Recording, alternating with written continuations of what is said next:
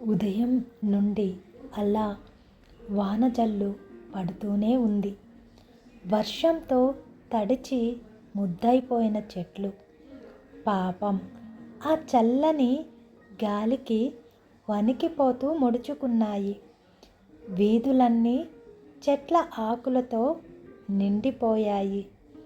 రోడ్లన్నీ రంగురంగుల గొడుగులతో సంక్రాంతి ముగ్గులు వేసినట్లుగా ఉంది. ఒకవైపు వాహనం హారనలు మోత, ఇంకోవైపు గజిబిజిగా ఉరకల పరుగుల నగరవాసుల బతుకుబాట. బయట జరిగే ఈ గందరగోళాన్ని, వర్షం తెచ్చే అందాలని మనసారా ఆస్వాదిస్తూ షాప్లో ఒక మూలన కూర్చున్న నేను, నిజానికి నాకు ఇది మళ్ళీ ఓ కొత్త రోజు. తిరిగి నేను తన కోసమే ఉదయించిన రోజు. కాలాన్ని వృధా చెయ్యకుండా జీవించటం ఎలాగో నేర్చుకోవాలి కదా. నేను తన కోసం ఇలా వేచి ఉండటం నిజంగా ఇది నా అదృష్టంగానే భావిస్తున్నా. తను నా గురించి ఏమనుకుంటుందో నాకు తెలియదు, కానీ నేను మాత్రం ఆమెతో ప్రేమలో పీకల్లోతులో మునిగిపోయాను. నా కష్టంలో, సుఖంలో, బాధలో ఏమి చేస్తున్నా, ఎలాంటి పరిస్థితిలో ఉన్నా ఎప్పుడూ తను నన్ను ఒంటరిగా విడిచింది లేదు. అలాగే నేను కూడా. కానీ కొద్ది రోజులుగా మా మధ్య ఆ ప్రేమ తగ్గిపోతుంది అనిపిస్తుంది. బిజీలో పడి తనను పట్టించుకోవటం మానేశాను అని తన ఫీలింగ్. కానీ ఇక్కడ నేను కూడా తనని ఎంతగా మిస్ అయ్యానో తనకి తెలియాలి కదా.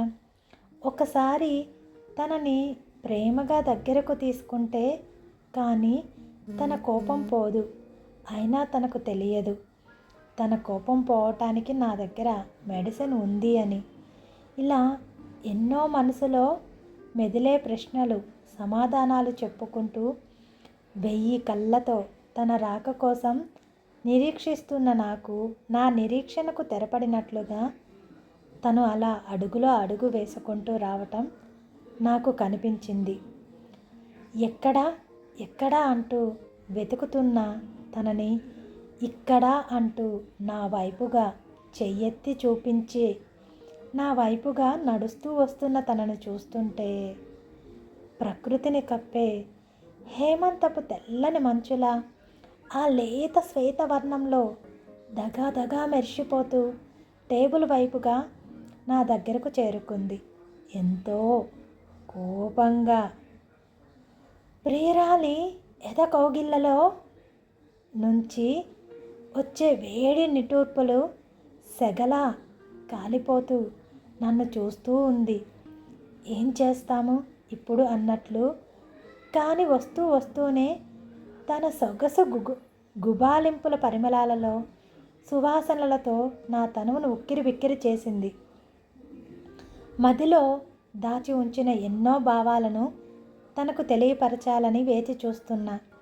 నా ఈ మౌనమే సమాధానం అయ్యేలా ఉంది.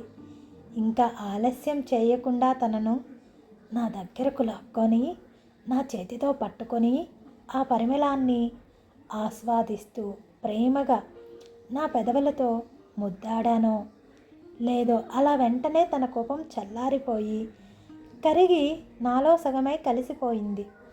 నాతో విడదీయలేని బంధమయ్యింది. నాలో సగమయ్యింది, సగభాగమైపోయింది. నా ప్రియాతి ప్రియమైన ఈ కాఫీనే నా ప్రేయసి. ఇదే నా కథ, నా ప్రేయసి కాఫీ కథ. ఎలా ఉందో కామెంట్లో చెప్పండి. Thank you. ఇట్లు మీ మధుకర్. నా ఛానల్ని సబ్స్క్రైబ్ చేయండి, షేర్ చేయండి, లైక్ చేయండి.